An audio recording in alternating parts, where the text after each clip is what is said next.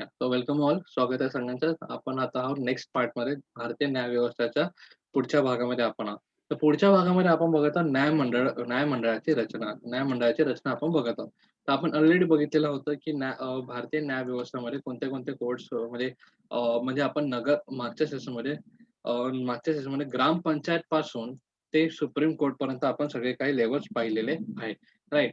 म्हणजे त्याबद्दल थोडी-थोडी म्हणजे थोडी-थोडी का होईना, परंतु त्याच्याबद्दल आपण माहिती मिळवून घेतलेली आहे. आता त्याचबद्दल न्यायमंडळाविषयी सुद्धा आपण माहिती घेणार आहोत. तर बघा, ची रचना कशी असते? तर भारत हे एक संघराज्य आहे. केंद्र शासन आणि घटक राज्य, स्वतंत्र कायदे मंडळ आणि कार्यकारी मंडळ आहे. परंतु न्यायमंडळ मात्र संपूर्ण देशात एकच आहे. यात केंद्र केंद्र व घटक राज्य अशी स्वतंत्र विभाजने नाही. याचाच अर्थ की भारतात न्यायव्यवस्था एकात्मक स्वरूपाची आहे. या न्यायव्यवस्थेच्या सर्वोच्च पातळीवर भारताचे सर्वोच्च न्यायालय असून त्या देखील उच्च न्यायालय आहेत. उच्च न्यायालयाच्या नियंत्रणाखाली जिल्हा न्यायालय व त्यांच्या दुय्यम न्यायालयाची अशी रचना असलेली असते. ज्याप्रमाणे आपण बोललो होतो, की बघा आपण बघतो की आपण जर सरकार बघायला गेलो, ओके. तो सरकार आपण बघायला गेलो, गव्हर्नमेंट बघायला गेलं, तर राज्यकारभार आपण बघायला गेलो, तर राजकारभारामध्ये 2 पैलू असतात हे आपल्याला माहिती आहे. एक राज्य सरकार आणि एक केंद्र सरकार. एक राज्य सरकार, एक केंद्र सरकार. म्हणजेच काय? म्हणजे काय राज्य सरकार हे प्रमुख महाराष्ट्र राज्यामध्ये काम करणारे राज्य सरकार, तामिळनाडू राज्यामध्ये काम करणारे राज्य सरकार, आंध्र प्रदेशमध्ये राज्य करणारे राज्य सरकार, मध्य प्रदेशमध्ये राज्य करणारे दुसरं राज्य सरकार. तर हे राज्य सरकार कसे वेगवेगळे आहेत. आणि त्याचा जो प्रमुख मंत्री असतो, ज्याला आपण मुख्यमंत्री असं म्हणतो किंवा चीफ मिनिस्टर आपण जे म्हणतो, ते सुद्धा वेगवेगळे आहेत. परंतु बघा, या सगळ्यांमध्ये एक जो आहे म्हणजे जो केंद्र सरकार ज्याला आपण म्हणतो, त्यांचा प्रमुख कोण असतो? प्रधानमंत्री, राइट. तर त्याचप्रमाणे म्हणजे आपल्याला हे दोघे माहिती आहेत, की आपल्या देशाचे प्रधानमंत्री कोण आहेत आणि प्लस आपल्या राज्याचे म्हणजे महाराष्ट्र राज्याचे मुख्यमंत्री कोण आहेत, हे सुद्धा आपल्याला कल्पना आहे. राइट. सो म्हणजे काय, हे दोघंही काम करतात तर आपल्या भारतीय नागरिकांसाठीच. परंतु दोघांचं जे लेव्हल आहे, म्हणजे हे राज्यस्तरीय लोकांसाठी काम करत आहे आणि हे पूर्ण देशामधील लोकांसाठी काम करत आहे, राइट. तर ही तर एक गोष्ट आहे. तर अशा प्रकारचे काही संघटना विभागलेली आहेत. परंतु न्यायमंडळ हे एक असं संघटना आहे, परंतु न्यायमंडळ एक अशी संघटना आहे, ती एका ती संपूर्ण देशामध्ये, भले ते राज्यामध्ये असो, भले ते छोट्याशा तालुक्यामध्ये असो, भले ते पूर्ण देशामध्ये असो किंवा एकदम छोट्याशा गावामध्ये का होईना, परंतु सगळ्या लेव्हलवरती ती एक समान आहे. सगळ्या लेव्हलवरती ती एकच आहे. त्याच्यामध्ये विभाजन केलेले नाहीये. ओके. त्याच्यामध्ये विभाजन केलेले नाहीयेत असं आपण बघू शकतो. ओके. आणि तसं आपलं आहे बघा, कसं आता बघा, एक छोटे-छोटे कोर्ट असतात, ज्याला आपण सिव्हिल कोर्ट आणि म्हणजे ज्याला आपण हां, लष्करी कोर्ट आपण ज्याला म्हणतो, बेसिकली सिव्हिल कोर्ट असे आपण त्याला म्हणतो. नंतर हळू-हळू वेगळे कोर्ट, मग त्या वेगळ्या सर्व कोर्टचा एक मेन म्हणून हायकोर्ट, मग अनेक हायकोर्टचं मग दुसरा एक सुप्रीम कोर्ट. तर बघा, बेसिकली अशा प्रकारचे कोर्ट्स आपण बघितलेले आहे. म्हणजे काय, की मुख्य न्यायालय, नंतर सर्वोच्च न्यायालय, उच्च न्यायालय, म्हणजे पहिले न्यायालय, मुख्य न्यायालय, नंतर आपण सर्वोच्च न्यायालय आपण असं म्हणतो. अशा प्रकारे 3 लेयर्स किंवा 3 एक स्टेप्स आपण बघितलेले आहेत. सो हो, आता आपण इंग्लिशमध्ये बघूया. So what exactly the structure of the judiciary of our India? So see, basically we have seen the our government is working with the two separate executive body or the legislature. Means what? The two separate legislative body and the executives are working to conduct and they are conducting the work of the people of India. म्हणजे भारतीय नागरिकांचं काम करण्याचे कार्य हे 2 separate बॉडीमध्ये केलेले असतात. The first is the union body and second is the state body or state government. The government and the state government. So these are the two bodies that is working for the people of India. म्हणजे भारतीय नागरिकांसाठी हे 2 body, हे 2 जे कार्यरत करत असतात. परंतु but if we talk about in the judiciary system, जर आपण न्याय व्यवस्थाकडे बघितलं, तर एक संपूर्ण एकच लेव्हल आपल्याला दिसून पडते. संपूर्ण एकच लेव्हल आपल्याला दिसून पडते. Means what? की जर असं नाही की बघा, म्हणजे फॉर एक्झाम्पल मी तुम्हाला असं नाही की जर आपण राज्यस्तरीय जर आपण गुन्हा केला तर त्याला वेगळी सजा आणि जिल्हास्तरीय जर आपण गुन्हा केला तर वेगळी सजा. म्हणजे गावामध्ये जर चोरी केली तर वेगळी सजा आणि आणि म्हणजे सॉरी, गावामध्ये जर खून केला तर वेगळी सजा आणि प्लस राज्यामध्ये जो खून केला तर वेगळी सजा, अशा प्रकारच्या म्हणजे मोठ्या-मोठ्या शहरामध्ये खून केला तर वेगळी सजा, अशा प्रकारचं काही नाही. तर तुम्ही भले गावामध्ये असा किंवा देशाच्या कोणत्याही कोपऱ्यामध्ये जर तुम्ही गुन्हा केला, तर संपूर्ण देशामध्ये तुम्हाला त्या गुन्ह्यासाठी, समान गुन्ह्यासाठी समान सजा ही तुम्हाला भेटण्यात येईल. त्याचाच पॉइंट आपण मागे एकदा बघितलं होतं, की the rule of law and the everyone even the there is the reach, poor, forward, backward, nothing is we are equal before the law. We all are equal before the law. म्हणजे आपण सर्वजण न्यायालयासमोर आणि न्यायासमोर समान आहोत. भले तुम्ही एखाद्या गावामधून चोरी केली असेल किंवा मोठ्या शहरामध्ये चोरी केली असेल. काही काही त्यावर फरक पडत नाही. तुम्ही सगळ्या जणांनी म्हणजे तो गुन्हाच म्हणून कन्सिडर केला जातो आणि भले तुम्ही एक अमीर माणूस असेल किंवा श्रीमंत माणूस असेल, हे दोघांनी जर गुन्हा केला तर त्यांना ही सजा ही होणारच आणि तीच सजा होईल जी म्हणजे अमीर माणसालाही त्या गुन्ह्यासाठी तीच सजा होईल, जी गरीब माणसाला होईल आणि जी गरीब माणसालाही तीच सजा होईल, जी अमीर माणसाला सुद्धा होईल. ठीक आहे. So this was the thing म्हणजे अशा प्रकारे इक्वालिटी बिफोर द लॉ म्हणजे न्यायासमोर समान असलेलं आपलं संविधान असं आपण बघू शकतो आणि त्यासाठी काही कोर्टाचे नियोजन सुद्धा आहेत. कोर्टाच्या म्हणजे न्यायालयाचे सुद्धा नियोजन आहे. म्हणजे एक प्रथमतः आपलं तालुकास्तरीय न्यायालय, नंतर पूर्ण जिल्हास्तरीय न्यायालय, नंतर आपण डायरेक्ट सुप्रीम कोर्ट ज्याला आपण सर्वोच्च न्यायालय असं म्हटलेलं आहे. So what what is saying it's a district court or district magistrate we can say then we can say the high court, then we can say the supreme court is the supreme or apex of the court we can say. ठीक है. So this was the thing. So now we will learn about the Supreme Court. So now we will learn about the Supreme Court because it is the supreme of all. It is the supreme of all, and its decision is the or the Supreme Court decision is the last decision. म्हणजे काय मी म्हणतेय की सर्वोच्च न्यायालय हा सर्वात महत्वाचा आणि सर्वात मुख्य असलेला आहे. म्हणजे मुख्य असलेला आहे की त्यांनी जे काही सांगितलं ते बरोबर आणि त्याच्या पुढे मग काही आपण बोलू शकतो म्हणजे त्यांनी जो निर्णय घेतलेला आहे, तो निर्णय हा स अखेरचा निर्णय असतो. म्हणजे त्याप्रमाणे बघा आपण काय करतो, आपल्याला जर एखादी वस्तू हवी असेल, आपलं घरातलं एक्झाम्पल आपण घेऊ. आपल्या घरामध्ये आपण काय करतो, आपल्याला जर काही हवं असेल, तर आपलं मोठं जो भाऊ-बहीण असेल त्याला आपण सांगतो किंवा जर आपणच मोठं असेल, तर आपण काय करतो, प्रथमतः आईला सांगतो. आईला सांगल्यानंतर जर आईकडून जर ती मदत नाही भेटली, तर आपण बाबांना सांगतो आणि बाबांनी जे काही सांगितलं असेल, ते आपलं फायनल असतो, राइट? तर हां, त्याचप्रमाणे आपण बघतो, त्याचप्रमाणे सर्वोच्च न्यायालय सुद्धा आपल्या भारतामध्ये तसेच एक त्यांची जागा आहे, की त्यांनी सांगितलेलं जे काही निर्णय असेल, तो अंतिम निर्णय असेल. तर बघा, सर्वोच्च न्यायालय भारताचे सरन्यायाधीश सर्वोच्च न्यायालयाचे प्रमुख असतात. So the chief justice of the India is the is हे आपण इंग्लिशमधलं नंतर बघूया थोड्या वेळात. तर भारताचे सर्वोच्च सरन्यायाधीश म्हणजे सर्वोच्च न्यायालयाचे प्रमुख असतात. भारतातून सरन्यायाधीश व अन्य न्यायाधीशाची नेमणुका राष्ट्रपतींकडून होत असते. सर्वोच्च न्यायालयातील ज्येष्ठ न्यायाधीश, सरन्यायाधीश या पदावरती नेमले जावेत असा संकेत आहे. ओके. नंतर न्यायदानाचे काम नाम अ, न्यायालयाचे काम कोण को हां, कोणाच्याही दबावाखाली होता कामा नये व न्यायाधीशांनी निर्भय पद्धतीने और निर्भयाने न्यायदान करण्यात यावे यासाठी न्यायमंडळ स्वतंत्र ठेवण्याचा प्रयत्न केला जातो. त्यासाठी त्यासाठी बघा आपल्या संविधानाने काही तरतुदी सुद्धा केलेले आहेत. तर बघा, इथे सर्वोच्च न्यायालयाचा आपल्याला पिक्चर दिसतोय आणि इथं आपल्याला आपला भारताचा झेंडा आपल्याला दिसत आहे. Right. So what exactly that saying तर ते आपल्याला काय सांगतात आहे, तर बघा हा सर्वोच्च न्यायालय आणि सर्वोच्च न्यायालयाचा जो मुख्य जो न्यायाधीश असतो त्याला काय म्हणतात, तर त्यांना बेसिकली म्हणतात सरन्यायाधीश. त्यांना बेसिकली म्हणतात सरन्यायाधीश आणि जे बाकीचे असतात आणि त्यांच्या जोडीला असतात जे 5 ते 6 जण असतात. म्हणजे जशी ज्याप्रमाणे केस असेल त्याप्रमाणे ते लोकं असतात, राइट? त्याप्रमाणे न्यायाधीश सुद्धा जोडलेले जातात. तर कधी-कधी 7, कधी-कधी 7, कधी-कधी 13, कधी-कधी 5, कधी-कधी 3 अशा प्रकारचे असतात. परंतु सरन्यायाधीश हे तिथे असतातच. तर बघा, अन्य न्यायाधीशाची नेमणुका असते आणि हे सगळ्यांची नेमणूक ही राष्ट्रपतींद्वारे होते. या सगळ्यांची नेमणूक ही राष्ट्रपतींद्वारे होते. बघा, सर्वोच्च न्यायालयाचे सर्वात ज्येष्ठ न्यायाधीश सरन्यायाधीश असे म्हटले जाते. Sushil.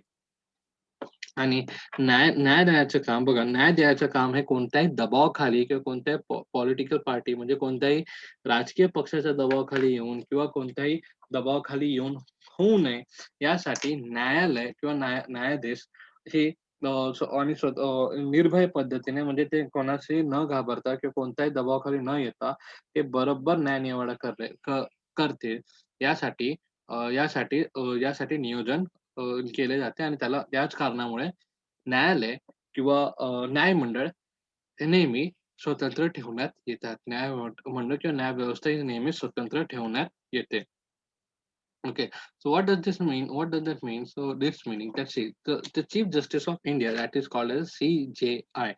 The Chief Justice of the India is the head of the Supreme Court of India. And the president basically appoint the Supreme Court and the other judge of the Supreme Court. The president appoint the Chief Justice of the Supreme Court and the other जजेस of the supreme court. म्हणजेच मी काय म्हटलं, की chief justice J मुख्य न्यायाधीश आहेत ते आणि अन्य न्यायाधीश हे कोणामार्फत राष्ट्रपतीद्वारे म्हणजे प्रेसिडेंटद्वारे निवडले जातात. So what is the work of them? Their work is to give the justice without और फिअरलेसली और we can say the give the justice fearlessly. म्हणजे ते जे काही जस्टिस जे काही न्याय आहे ते न काही घाबरता किंवा कोणत्याही दबावाखाली न येता न न कोणत्याही दबावाखाली न येता न्याय देणे हे त्यांचं मूळ महत्वाचं काम आहे. आणि for the basis of this or for this thing for the environment of the fearlessness मध्ये एक निर्भय राहण्यासाठी नेहमी त्यांना इंडिपेंडेंट ठेवलेलं आहे. आणि इंडिपेंडन्स ठेवलेलं आहे मीन दिस बिकॉज ऑफ दिस या इंडिपेंडन्सच्या द्वारे त्यांच्यावरती कोणत्याही पॉलिटिकल किंवा कोणताही एक दबाव कोणतेही त्यांच्यावरती आणू शकत नाही. Okay. This was the thing. And for continuing this fearlessness or for continuing their we can say fearlessness and continuing their independence, we can say huh, independence, the constitution has made some following provision. म्हणजे संविधानाने काही असे नियोजन केलेले की जेणेकरून supreme कोर्टची जी स्वतंत्रता आहे किंवा सॉव्हर्निटी आहे ती त्याच्यावरती कोणतेही दबाव येणार नाही. म्हणजे त्याचं सार्वभौमत्व किंवा त्याच्यातले जे स्वतंत्रता आहे त्याच्यावरती कोणतीही तरतूद म्हणजे कोणताही अडथळा येणार नाही यासाठी काही तरतुदी तिथे केलेल्या. आता ते कोणकोणते? That we will look. बघा, न्यायाधीशांच्या पात्रतेच्या अटी संबंधी संविधानाने स्पष्ट केलेलं आहे. न्यायाधीश कायदेतज्ञ असलेला उच्च न्यायालयाचा न्यायाधीश पदाचा किंवा वकिलाचा अनुभव असलेला व्यक्ती पात्र मानल्या जातात. पुढे बघूया. न्यायाधीशाची नेमणूक राष्ट्रपती करतात. त्यामुळे राजकीय दबाव दूर ठेवता येतो. न्यायाधीशांना सेवा शाश्वती असते. क्षुल्लक कारणासाठी अथवा राजकीय व्यक्तीने त्यांना पदावर दूर करण्यात येत नाही. सर्वोच्च न्यायालयाचे न्यायाधीश वयाच्या 65व्या वर्षी व उच्च न्यायालयाचे न्यायाधीश 62व्या वर्षी सेवानिवृत्त होतात. ओके. सेवानिवृत्त होतात. आपण काही 3-4 पॉइंट्स बघूया आणि त्याच्यामध्ये आपण पुन्हा बघूया. तर बघा, इथे काय सांगण्यात आलंय, तर न्यायाधीशाच्या पात्रतेच्या अटी म्हणजे त्या पर्सनने किंवा त्या माणसाने की जो त्याची निवड करण्यात येणार आहे, तो ऑलरेडी कायदेतज्ञ असावा. मीन्स व्हॉट की the person has to be the criteria is of the eligibility criteria of the जज is that should be the legal expert of having the serve as the high court judge or an experienced advocate considered eligible. म्हणजेच काय की तो माणूस एकतर उच्च न्यायालयाचा जज असला पाहिजे किंवा त्याला वकिलीचा तरी अनुभव असला पाहिजे. जर समजा फॉर एक्झाम्पल जर सुप्रीम हायकोर्टचा जर जज बनायचं असेल तर सुप्रीम हायकोर्टचा जज हा एक हायकोर्टचा म्हणजेच काय सर्वोच्च न्यायालयाचा जर वकील असेल तर सर्वोच्च न्यायालयाच्या वकिलाला कम से कम हां, तर कम से कम तर कम से कम उच्च न्यायालयाच्या बघा, मी पुन्हा माझे शब्द बघा, सर्वोच्च न्यायालयाच्या बघा, पुन्हा मी बोलतोय, सर्वोच्च न्यायालयाच्या न्यायालयामध्ये जर जजपदी किंवा न्यायाधीशपदी जर आपल्याला जायचं असेल, तर आपल्याला उच्च न्यायालयामध्ये न्यायाधीशपदी आपल्याला ऑलरेडी राहावं लागतं किंवा वकिलीच्या जास्त म्हणजे उच्च न्यायालय किंवा सर्वोच्च न्यायालयामध्ये वकिलीच्या वकिली करण्याचा जो अनुभव आहे तो तरी आपल्याला जास्त हवा. Right? So I am telling you this in English.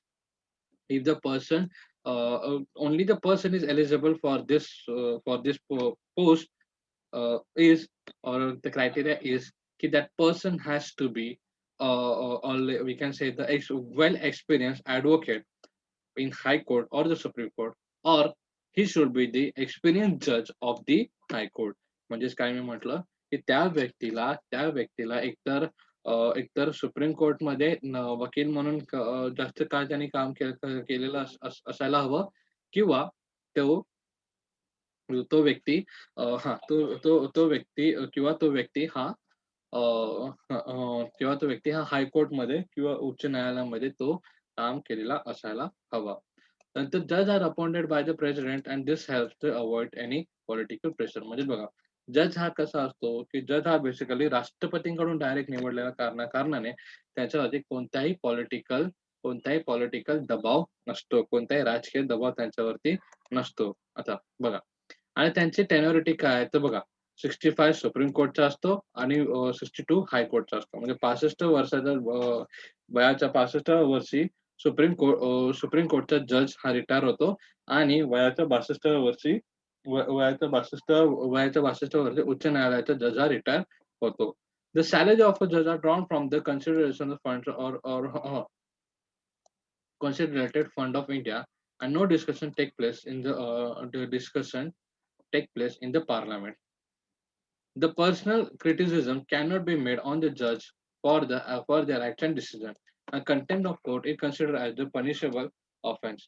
This is not only the protect of judge from the misguided, wrongful criticism, but also the preserve the independence of the judiciaries. म्हणजे बघा, याच्यामध्ये किती काळजी घेण्यात आली ते आपण बघतो. म्हणजे बघा, आणि मी मराठीत पण वाचतो. बघा, न्यायाधीशाचे वेतन भारतीय सिंचन निधीतून दिले जाते आणि यांच्या संसदेमध्ये चर्चा होत नाही आणि यांसंबंधित संसदेवर चर्चा होत नाही. म्हणजे बघा, फॉर एक्झाम्पल जर न्यायाधीशाला काही पगार देण्यात आला, तर न्यायाधीशाचा पगार हा एवढाच का? कमी का नाही? जास्त का नाही? अशा प्रकारचा कोणताही हेतू किंवा कोणत्याही चर्चा चर्चा संसदेमध्ये करता येत नाही. अशा प्रकारच्या कोणतीही चर्चा संसदेमध्ये करता येत नाही. दुसरी गोष्ट अशी, की न्यायाधीशाची कृती मीन्स व्हॉट? फर्स्ट त्याला मी पुन्हा एकदा एलॅबोरेट करतो. So this means the salary of the judge is drawn by the considered fund of India, and no discussion can take place in the parliament on this thing.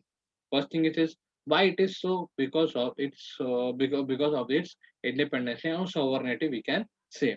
And the personal criticism cannot made on the judge for their acts and the decision. म्हणजे जर न्यायालयाने जर कोणतेही action घेतली असेल किंवा कोणतेही निर्णय आपला दिला असेल, त्याच्यावरती आपण स्वतःचं मत म्हणजे क्रिटिसिझम म्हणजे काय, की टीका करू शकत नाही. आणि प्लस न्यायालयाचा अवमान करणे हा सुद्धा एक गुन्हा असलेला आपण बघू शकतो. म्हणजे बघा, फॉर एक्झाम्पल, की जर न्यायालयाने एखादा डिसिजन ऐकवला आणि तो डिसिजन आपण मान्य केला नाही, तर आपण हा एक गुन्हा म्हणून सुद्धा कन्सिडर होऊ शकतो आणि होतो. आणि या त्या तरतुदीमुळे अयोग्य टीका न्यायाधीशाचे संरक्षण करण्यास मिळते आणि तसेच त्यांच्याबरोबर न्यायमंडळाचे स्वतंत्रही टिकून राहते. म्हणजे बेसिकली व्हॉट? की जर आपण टीका करू शकलो नाही किंवा अशा प्रकारचे कोणतेही हे करू शकलो नाही, तर त्यांचे एक तर सर्वप्रथम त्याचे सार्वभौमत्व म्हणजे सॉव्हर्निटी त्याची टिकते, त्याचा इंडिपेंडन्स टिकतो, त्याचा फ्रीडम टिकतो आणि तिसरं त्याचे इम्पोर्टन्स सुद्धा देशामध्ये टिकून राहतं. म्हणजे बघा, जर समजा न्यायालयाने if suppose I am just telling you the example, if suppose की कोर्टने काहीतरी डिसिजन ऐकवलं आणि ते लोकांना अमान्य असेल, तर लोकं त्याला लगेच ठुकरावू शकत नाहीत. लोकं त्यांना लगेच ठुकरावू शकत नाहीत. लोकं काय करू शकतात, की त्याबद्दल नंतर पिटिशन वगैरे फाईल करू शकतात. परंतु त्यांना त्या काळासाठी का होईना, परंतु त्यांना ते एक्सेप्ट करणं गरजेचं असते. यामुळेच का एक्सेप्ट करणं गरजेचं असते. आणि प्लस ते ठुकरावू शकत नाही, इथे फर्स्ट पॉइंट आहे. ह्याच्यामुळे काय होणार? ह्याच्यामुळे कोर्टाचे सार्वभौमत्व हे टिकून राहतं आणि कोर्ट हा सुप्रीम आहे सुप्रीम आहे ह्याची जाणीव प्रत्येकाला होते. कोर्ट हा सुप्रीम आहे ह्याची जाणीव प्रत्येकाला होत असते आणि प्रत्येकाला होते आणि यासाठीच हा जो ॲक्शन्स आहे किंवा हे जे पॉइंट आहे, हा इम्पोर्टंट आहे. The parliament cannot discuss the decision of the judge. However, it has the right to remove the judge from the position through the replacement procedure. तर बघा, संसदेमध्ये न्यायालयाच्या वर्तनाची चर्चा करता येत नाही. परंतु न्यायाधीशाच्या या पदावरून दूर करण्याचे व त्याच्या महाभियोग प्रक्रिया करण्याची चालवण्याचा अधिकार आहे. म्हणजे बघा, म्हणजे काय पार्लमेंट कोर्टच्या डिसिजनवर ते टीका करू शकत नाही. कोर्टच्या डिसिजनवर ते कोणत्याही प्रकारचा विचारसरणी करू शकत नाही. कोर्टच्या डिस्कशनवर ते काही बोलू वगैरे शकत नाही. त्यांना मान्य करणं हे गरजेचं आहे. परंतु जर जजला त्यांच्या जागेवर इम्पिचमेंट त्याला म्हणतात. इंग्लिशमध्ये त्याला इम्पिचमेंट आपण म्हणतात आणि मराठीमध्ये महाभियोग प्रक्रियेला प्रक्रिया संसदेमध्ये होऊ शकते. संसदेमध्ये कोण असतात? तर प्राईम मिनिस्टर वगैरे हे सगळेजण संसदेमध्ये असलेलं आपण बघू शकतो. सो या गोष्टीमुळे काय होणार? या गोष्टीमुळे काय होणार? एक प्रकारचं न्यायाधीशाला पण खरा म्हणजे न्यायाधीश हां, बघा म्हणजे या गोष्टीमुळे काय होणार? तर न्यायाधीश बघा पुन्हा एकदा बघतो. फॉर एक्झाम्पल बिकॉज ऑफ दिस की हे पार्लमेंट आहे, तो पार्लमेंट ह्याला रिमूव्ह करू शकतो, राइट? ह्याच्यामुळे काय होणार?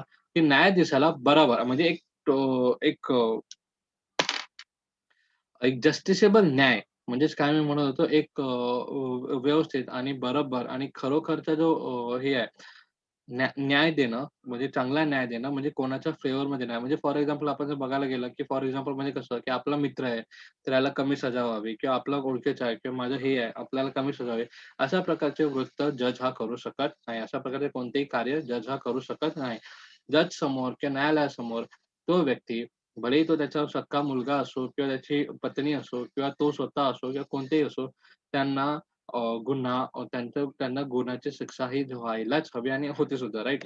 गुन्ह्याची सजा व्हायलाच हवी आणि होते सुद्धा. तर दिस इज द थिंग आणि सेकंड थिंग इज असं की हां, याच कारणामुळे हा व्यवस्थित न्यायनिवाडा करू शकतो. कारण पार्लमेंटचे लक्ष त्यांच्यावरती असते. परंतु पार्लमेंट जो आपण बोललोय म्हणजे संसद हा त्यांनी घेतलेल्या निर्णयावर कोणत्याही प्रकारचा डिस्कशन वगैरे करू शकत नाही. म्हणजे यामुळे काय झालं, यामुळे आपलं जे सुप्रीम कोर्ट आहे, हे सुद्धा एक सुप्रीम राहिलं आणि प्लस त्याच्यावरती इनडायरेक्टली लक्ष देण्यासाठी एक सिस्टम सुद्धा जनरेट झालेलं आपण बघू शकतो. तर बघा, कशाप्रमाणे आपल्या संविधानामध्ये संविधानामध्ये सुप्रीम कोर्टला सगळे ताकद सुद्धा देण्यात आलेली आणि प्लस त्याच्यावरती लक्ष ठेवण्यासाठी एक सिस्टम सुद्धा तयार झालेलं आपण बघू शकतो. तर दिस वॉज द थिंग. हां.